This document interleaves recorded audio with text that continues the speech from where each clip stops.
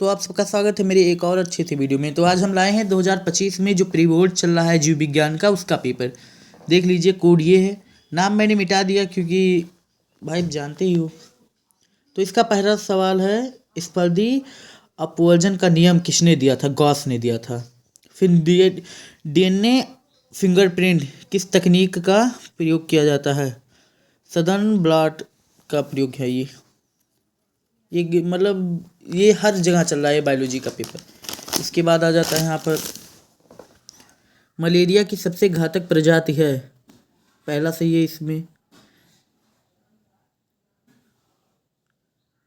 दूसरा है, बिडल टेस्ट किस बीमारी के निधन में उपयोग किया जाता है? तो टाइफाइड हो गया। अति लघुत्तरीय में आ जाएंगे, शुक्र जनन क्या है? जिसमें शुक्राणुओं का निर्माण हो वही शुक्र जनन कहलाता है। समजातता एवं इसका एक उदाहरण, जिसका अंग समान हो तथा कार्य अलग अलग हो समजातता कहलाता है। इसका एक उदाहरण है मनुष्य का हाथ। अस्थिमज्जा, अस्थिमज्जा के दो कार्य लिखिए। पहला, ये खून का निर्माण करता है और दूसरा ये शरीर के प्रतिरक्षा क्षमता बढ़ाता है। फिर ये देखते हैं, घाव वाला क्रीडेवत के दो उदाहरण दीजिए। तो इसको हो जाएगा, बियर लिख दीजिए और दारू लिख दीजिए। एक खरपतवार का नाम बथुआ हो गया। मानव शुक्राणु का निम्नांकित चित्रण के लिए हम बना लीजिएगा। खा वाला देख लीजिए, उन्नायक के दो कार्य लिखिए।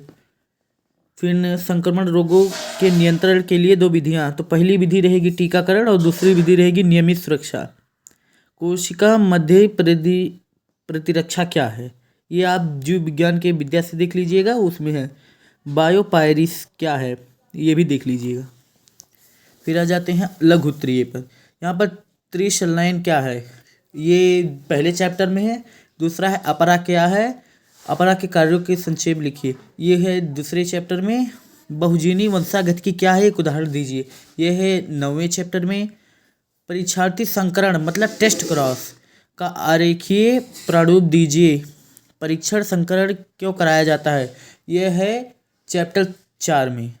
प्राकृत वर्ण पर एक संक्षिप्त टिप्पणी लिखिए। यह है चैप्टर 11 में। बी लस्काणु और टी लस्काणु के क्या कार्य हैं? यह है चैप्टर 9 में।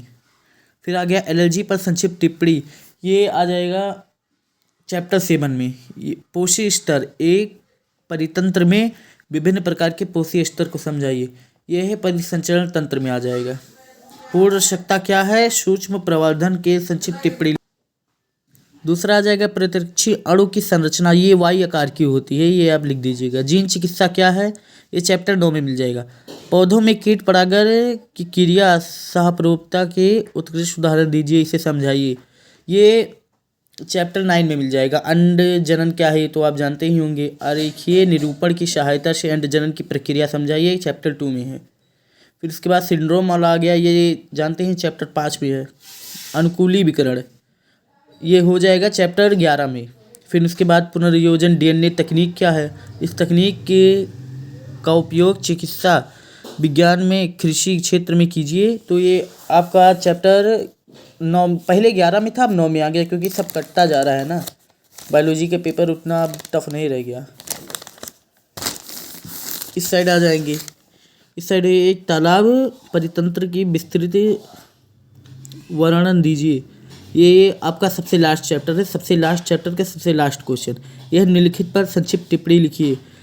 संकटपन्न प्रजातियां और उनके संरक्षण, ये चैप्टर लास्ट में है, सबसे लास्ट में।